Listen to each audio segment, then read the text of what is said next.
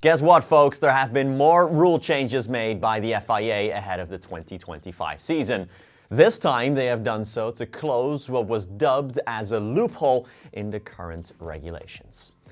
Well, before we get into it though, please remember to subscribe to the channel. You might have noticed that we've increased the output quite significantly recently, so if you don't want to miss anything, if you want to stay up to speed, hit that button down below and you'll never miss a beat.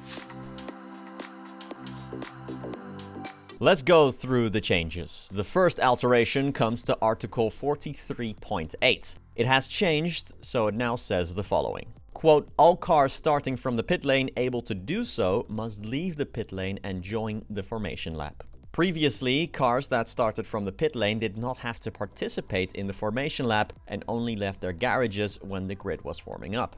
If there are multiple cars starting from the pit lane, one car could decide to not participate in the formation lap and gain places when the other cars return to the pit lane for the start. That car would also have more fuel for the race.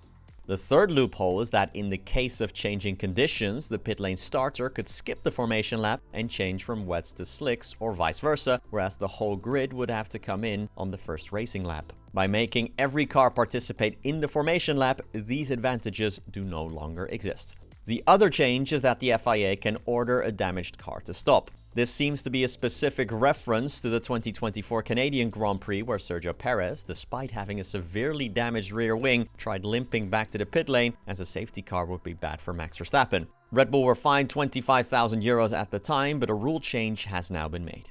Over to GPDA Chairman George Russell, who says the drivers are, quote, more united than ever amid the discussions with the FIA over the new technical guidelines regarding behavior.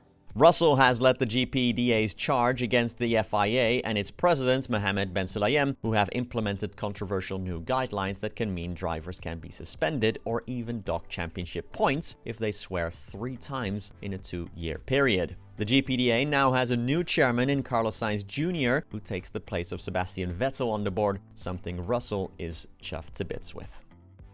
Quote, in the past, there was always more than one driver director, but since Sebastian Vettel retired, it's just been myself for the last couple of years. So I'm happy that the other questions can be shared out a little bit more evenly between me and another driver. But I think for all of us, as 20, we're probably more united than ever, especially with everything that's going on off track. And to have Carlos as one of the senior voices as well, I think is a great addition.